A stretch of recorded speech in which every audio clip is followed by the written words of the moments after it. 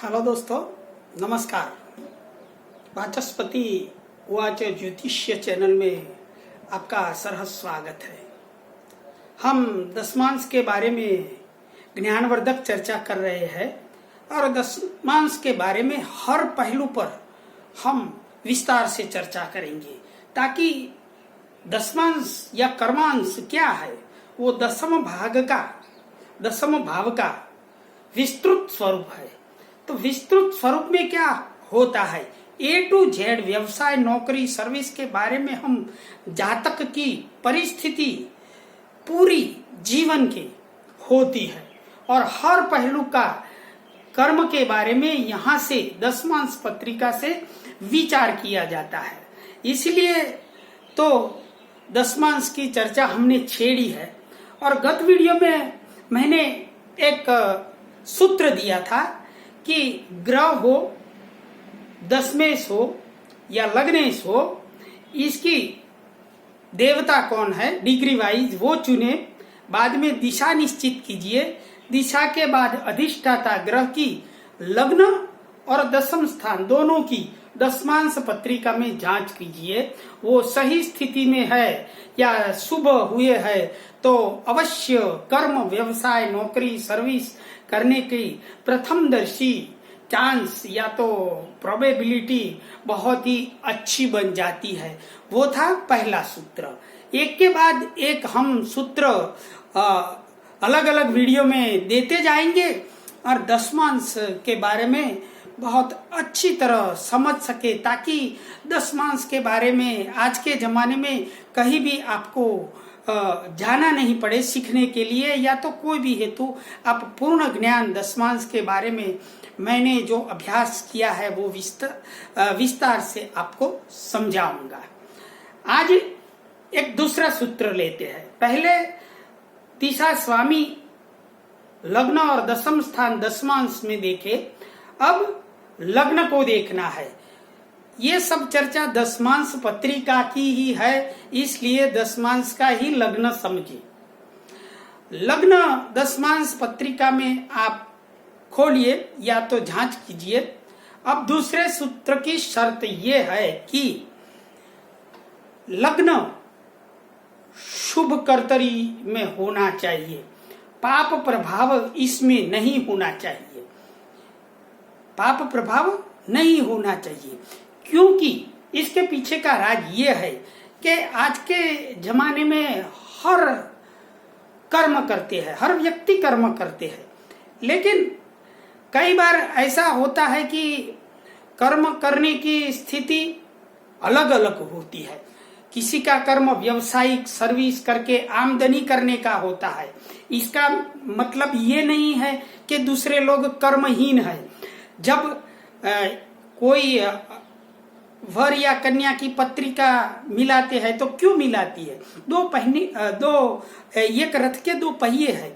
इस तरह कभी हमारे ये संसार में ज्यादातर ऐसे भी लोग हैं, या तो हम इसको ज्यादा उदाहरण के तौर पर गृहिणी को ले सकते हैं, तो वो कर्म भी कर सकते हैं, पढ़ लिख के अपना व्यवसाय या रोजगार या सर्विस कर सकते हैं, लेकिन उसने चुना है क्या, गृहिणी का काम। अपने पार्टनर है वो जो आमदनी या कमाने हेतु जाता है तो दूसरा घर चलाता है, तो वही भी कर्म है।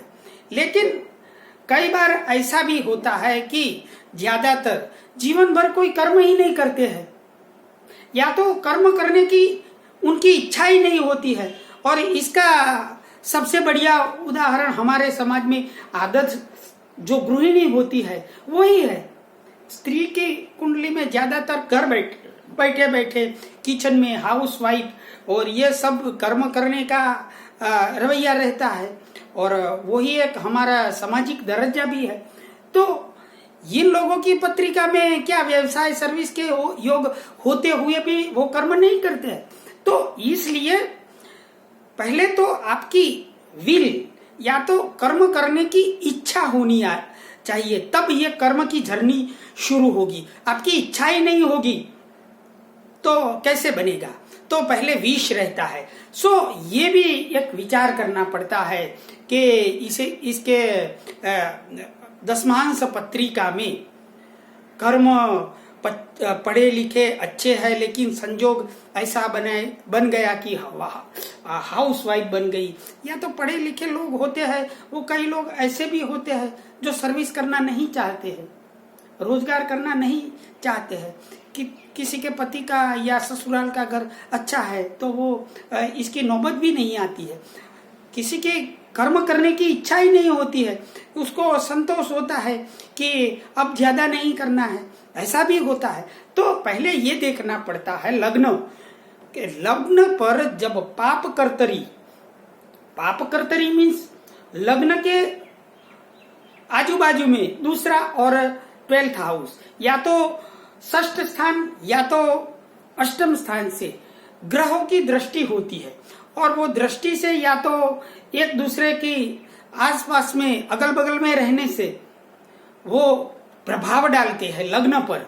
और अब जब लग्न पर पाप प्रभाव होता है या तो कहीं से भी दृष्टि आती है पापित, तब ये लग्न दूषित हो जाता है। और दशमांश पत्रिका का लग्न जब पापकर्तरी योग में आ जाता है तो कर्म करने की इच्छा ही नहीं होती है। अब जब विल ही नहीं होगा, विष ही नहीं होगा, तो क्या कर्म करेंगे।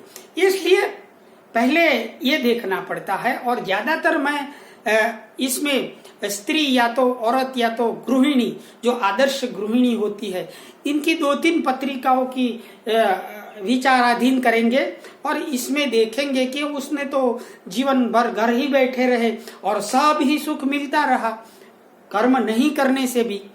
वैसे तो घर में कर्म था लेकिन आमदनी का नहीं था, तो इसका जरिया स्तोत्र दूसरा आमदनी का अपने पति का होता है, घर में भी अच्छा होता है तो नहीं भी करते हैं। और कई बार ऐसा भी होता है लग्न पर मैंने देखा कि अशुभ प्रभाव हो, पाप कर्तरी प्रभाव में हो, तो कठोर कर्म के बाद में सफलता मिलती है। और एकादश भाव होता है, इसमें भी अशुभता होती है, तब ये होता है। तो हम आज एक दूसरा सूत्र सीखेंगे कि कर्म करने की इच्छा ही आप में नहीं है जब दशमांश लग्न पर दोहरा पाप प्रभाव, दोहरा मीन्स दूसरा या 12वें स्थान में अशुभ ग्रह हो, या तो 6ठे स्थान या तो अष्टम स्थान से कोई दृष्टि होती है, जो अष्टम स्थान से दूसरे स्थान पर होती है और षष्ठ स्थान से 12th हाउस पर होती है, और ये वो पापित दृष्टि, अशुभ दृष्टि होती है, वो लग्न पर भी कठोरता या पाप पर कर्तरी प्रभाव लाती है और कर्म करने की इच्छा नहीं होती है, समझे। और कर्म करने की जब इच्छा नहीं होती है तो व्यवसाय रोजगार में हम चुनाव ही नहीं करेंगे। सो ये देखना पड़ता है। बाद में लग्नेश की दशमांश पत्रिका में लग्नेश पर भी अशुभ प्रभाव कहीं से नहीं आना चाहिए, नहीं तो कठोर कर्म करने के बाद ही हर्डल्स, ऑब्स्टेकल्स के बाद ही सफलता आती है। तीसरा पहलू ये सूत्र में ये है, देखना है कि एकादश भाव पर अशुभ प्रभाव नहीं होना चाहिए। या तो एकादश प्रभाव जो होता है या तो एकादशेश होता है, इसका संबंध दूसरे दशम स्थान या तो भाग्य स्थान, ये सब के साथ अशुभ संबंध नहीं होना चाहिए। और लास्ट, आप जानते ही है कि कोई भी जातक के जीवन में दशा अंतरदशा बहुत ही मायना रखती है, वो अशुभ प्रभाव में नहीं होना चाहिए। या तो इसका प्रभाव दूसरे एकादश या तो दशम भाव पर अशुभ संबंध हो तो आमदनी में काफी दिक्कत रहती है। और बाद में ये भी मैंने मेरे अनुभव में देखा है कि इंदु लग्न हो या तो इंदु लग्न के दूसरे या एकादश भाव के साथ दशा महादशा का संबंध नहीं होने से भी कर्म करने की इच्छा या तो व्यवसाय, सर्विस, ये सब में हर्डल्स ऑब्स्टेकल आते हैं। तो ये सब आज हमने सूत्र सीखे और ये दूसरा सूत्र में मेन थिंकिंग एक ही है कि लग्न पर पाप कर्तरी या तो अशुभ प्रभाव दशमांश पत्रिका में नहीं होना चाहिए। पहला सूत्र था लग्न और दशम स्थान के स्वामी, दिशा के स्वामी अच्छी स्थिति में होना चाहिए।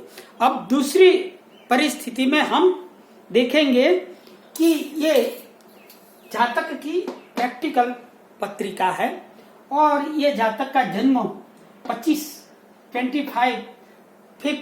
अक्टूबर 73 और 3:45 सुबह में वडनगर नॉर्थ गुजरात में जन्म हुआ है। सिंह लग्न की पत्रिका है।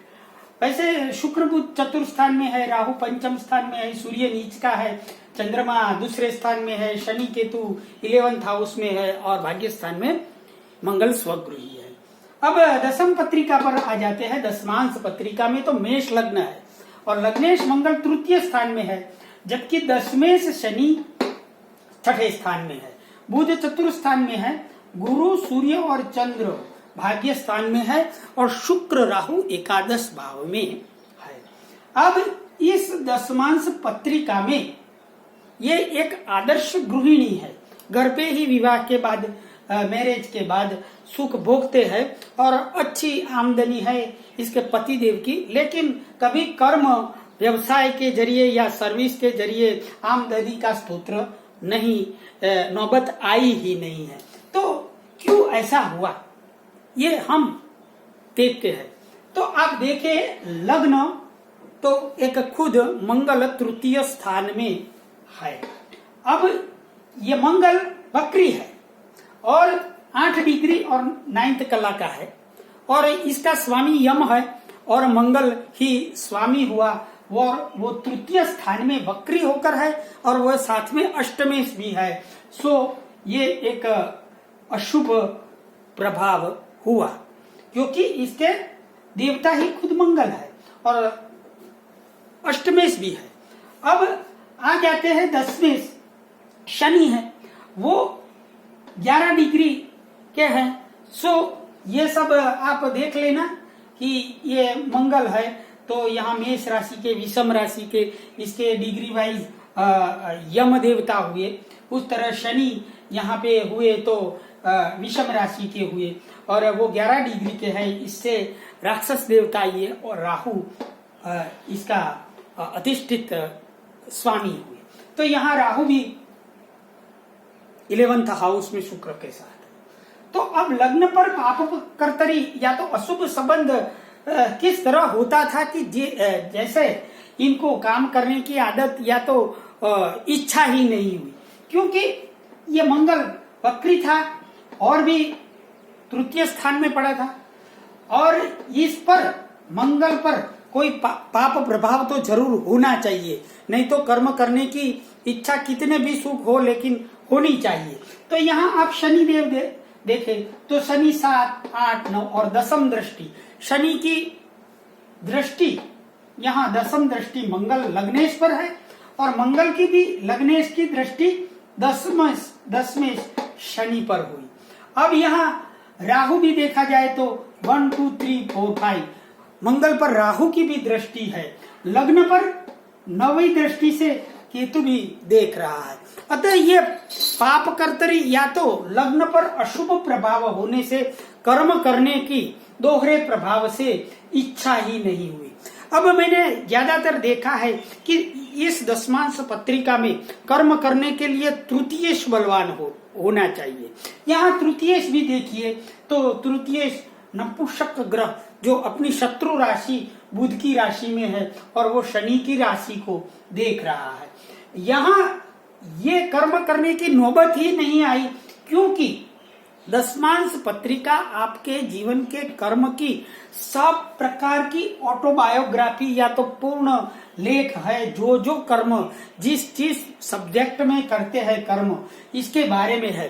तो यहाँ कर्म करने की नौबत ही नहीं आई, क्योंकि सप्तमेश शुक्र को देखिए, और यहाँ सप्तमेश शुक्र खुद ही लाभ स्थान में है, जो ये पति का सुख बता रहा है। और पति से आमदनी होने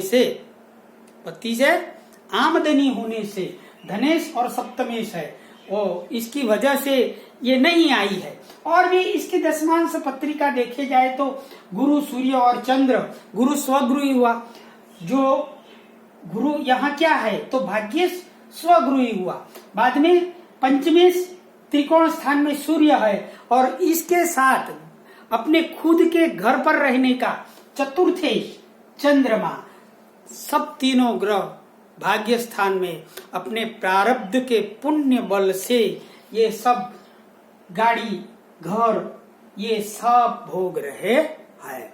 तो इस तरह हम किसी की पत्रिका से इसके जीवन के बारे में, कर्म करने की इच्छा, क्या कर्म करेंगे, वही अलग अलग सूत्रों से हम समझे कि इस पत्रिका में व्यवसाय के बारे में क्या क्या देखा जाता है, क्या क्या पहलू है, 1 by 1 स्टार्ट। ऐसे देखा जाए तो हम ज्यादा एग्जाम्पल लूं ताकि आपको अच्छी तरह समझ में आए।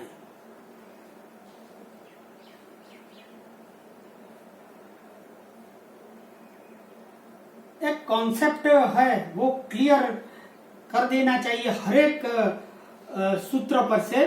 और क्या होता है, एक से ज्यादा आप एग्जाम्पल समझेंगे तो किसी को एक एग्जाम्पल में समझ नहीं आया है तो हम क्या कहना चाहते हैं वो दूसरे एग्जाम्पल से भी समझ सकते हैं। इस गृहिणी ने कभी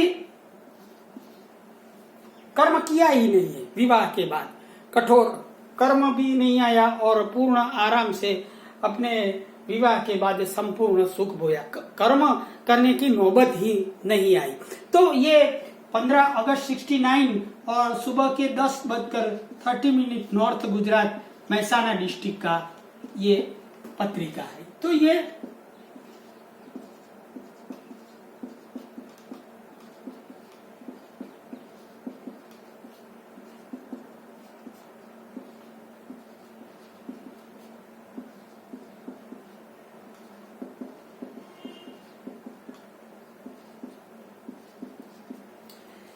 पत्रिका आप 15 अगस्त 69 सुबह के 10:30 की ये पत्रिका है। और इस पत्रिका में जो लग्न दशमांश पत्रिका आता है वो मकर लग्न है।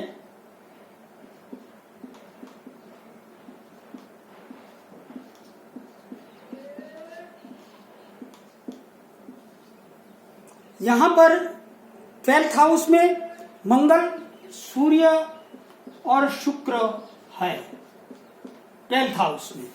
लग्न में कोई ग्रह नहीं है और बुध है वो कुंभ राशि का है। अब देखा जाए तो दशमांश पत्रिका में केतु पंचम स्थान में है, तो राहु 11th हाउस में है और शनि महाराज 9th हाउस में है, जबकि जुपिटर 8th हाउस में है। तो यहाँ आप दशमांश पत्रिका में देखिए कि कभी कर्म करने की नौबत या इच्छा ही नहीं हुई, क्योंकि ये दशमांश का लग्न है, इस पर अशुभ प्रभाव है। ऐसी नौबत कोई भी वजह से नहीं आई, या तो कर्म करने की इच्छा ही नहीं रही है। तो ये पत्रिका में देखा जाए तो लग्ने शनि है, और शनि जो है वो आप पत्रिका निकाल के देखिए, 15 से 18 डिग्री के बीच शनि होने से वायु वरुण देवता आएगा, वरुण, और चंद्रमा इसके अधिष्ठाता स्वामी होगी। अब इस पत्रिका में चंद्रमा मीन राशि या तो तृतीय स्थान में है। यहां सप्तमेश कौन है? चंद्रमा, वरुण देवता होने से, और ये तृतीय स्थान में अपने क्रिया कामकाज करने में पति की आमदनी होने से कोई जरूरियात ही नहीं हुई। और खुद तृतीय देखे तो तृतीय से गुरु अष्टम स्थान में है, जो कर्म करने की इच्छा ही नहीं हुई। अब देखा जाए तो हमारा सूत्र था कि लग्न पर पाप प्रभाव या अशुभ दोहरा प्रभाव होना चाहिए। तो यहाँ तो आप देखिए कि बुध जो शनि की राशि का है वो भी दूसरे स्थान में है, और तीन ग्रह जो 12th हाउस में है, और ये 12th हाउस में तीनों ग्रह है जो पाप कर्तरी योग अशुभ प्रभाव तो डाल ही रहे हैं, लेकिन वो शनि से केंद्र में है, सो इसकी भी असर रहेगी, क्योंकि लग्नेश शनि से ये चतुर्थ स्थान में है। सो यहाँ केतु की भी दृष्टि लग्न पर हो गई है, और राहु की दृष्टि यहाँ 1 2 3 4 5 कर्म स्थान पर, ये तृतीय स्थान पर, कामकाज के स्थान पर ही है।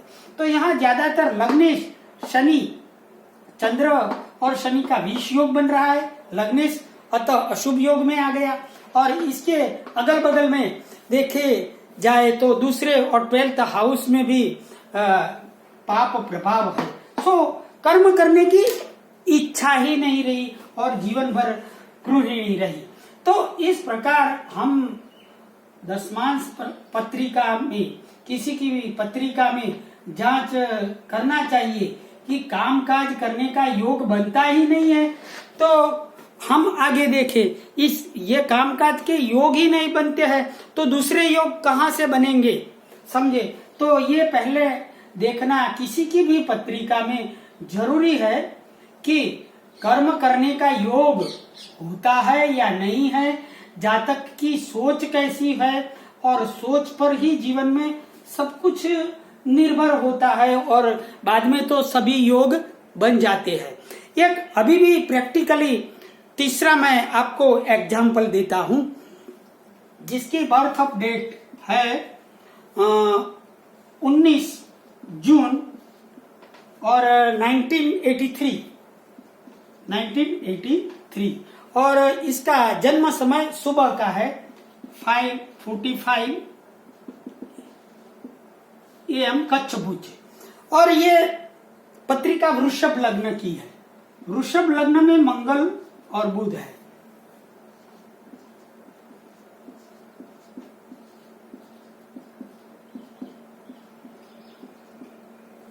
अब मंगल बुध, बाद में सूर्य और राहु सेकंड हाउस में है, शुक्र तृतीय स्थान में भाग्य स्थान पर बड़ा शुभ योग बना रहा है, शनि केतु गुरु यहाँ पे है, और लास्ट में सब ग्रह आ गए, समझ ले। तो अब दशमांश पत्रिका की चर्चा करते हैं। तो दशमांश पत्रिका में तुला लग्न है, और तुला लग्न में गुरु और मंगल है।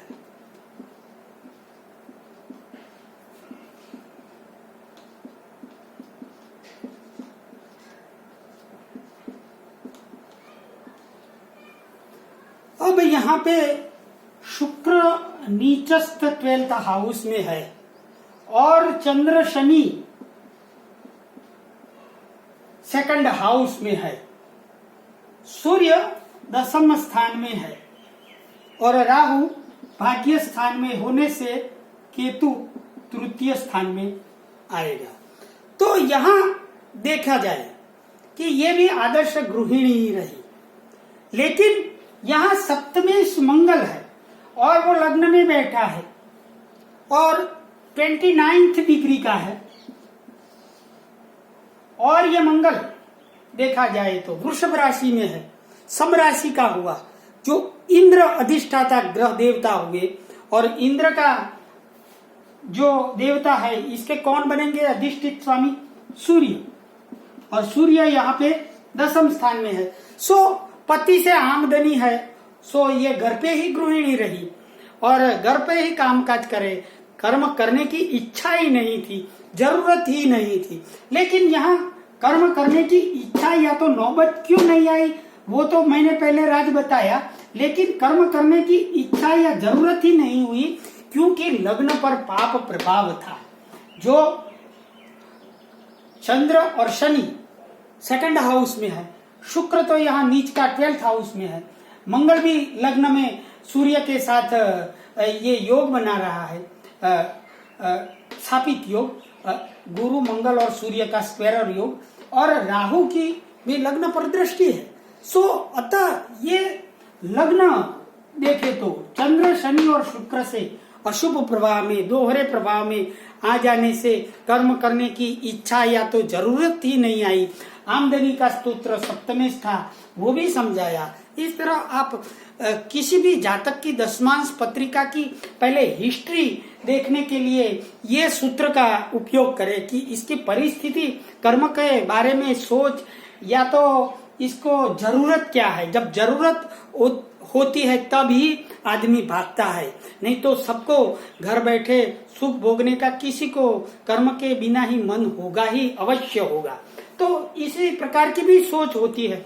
और किन लोगों को कोई फाजल टाइम में बैठने की 1 मिनट भी फुर्सत नहीं, कर्मरत रहने की इच्छा ही सदा रहती है। कितना भी अच्छा व्यवसाय हो तो भी संतोष नहीं होता है, क्योंकि दशमेश और लग्न दोनों का ही दशमांश पत्रिका जो हमारे जीवन में कर्म के प्रति जो भी बायोग्राफी या हिस्ट्री है, इसका सब प्रकार से आपको डिटेल में डायग्नोसिस करेगा। तो इस प्रकार दोस्तों, आप ये मैंने आज को दूसरा सूत्र दिया। अगले वीडियो में तीसरा सूत्र भी लेके आएंगे जरूर से। तब तक के लिए मैं आपसे विदा या रजा लूंगा। अस्तु दोस्तों, नमस्कार।